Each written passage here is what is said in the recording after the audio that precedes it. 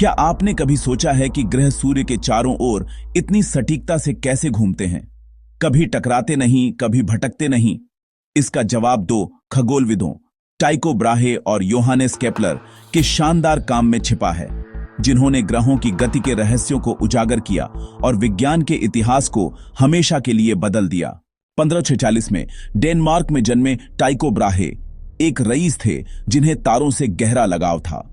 दूरबीनों के आविष्कार से बहुत पहले उन्होंने लगभग 20 साल तक ह्वेन द्वीप पर अपनी भव्य वेधशाला से ग्रहों, चंद्रमा और सूर्य की सटीक स्थितियों को दर्ज किया।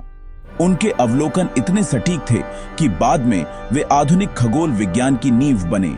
लेकिन एक समस्या थी, ब्राहे खुद यह नहीं समझा सके कि ग्रह इस तरह से क्यों घूमते हैं।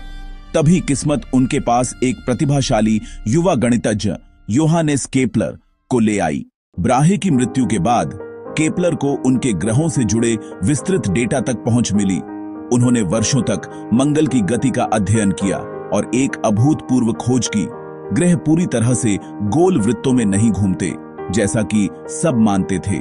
इसके बजाय उनके रास्ते दीर्घवृत्ताकार एलिप्सिस हैं, यानी थोड़े खींचे हुए वृत्त जिनके एक फोकस पर सूर्य स्थित होता है। यह केपलर का पहला नियम बना। ग्रह सूर्य के चारों ओर दीर्घवृत्ताकार कक्षाओं में घूमते हैं और सूर्य उनमें से एक फोकस पर स्थित होता है। लेकिन केपलर ने कुछ और भी देखा। ग्रह एक समान गति से नहीं चलते। जब कोई ग्रह सूर्य के करीब आता है तो वह तेजी से चलता है, जब वह दूर होता है तो धीमा हो जाता है। यह केपलर का दूसरा नियम बना, या समान क्षेत्रफल का नियम। ग्रह और सूर्य को जोड़ने वाली रेखा समान समय में समान क्षेत्रफल तय करती है। सरल शब्दों में, ग्रह सूर्य के पास होने पर तेजी से चलते हैं और दूर होने पर धीमे। फिर भी संतुष्ट न होकर केपलर ने एक गहरे पैटर्न की खोज की, सौर मंडल में एक सामंजस्य की। वर्षों की मेहनत के बाद उन्होंने एक सटीक गणितीय संबंध खोजा।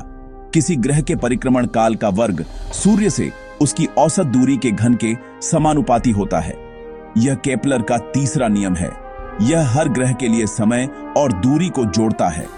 उदाहरण के लिए, पृथ्वी एक खगोलीय इकाई की दूरी पर सूर्य की परिक्रमा करने में 1 साल लेती है, जबकि मंगल, जो कि और दूर है, लगभग 2 साल लेता है।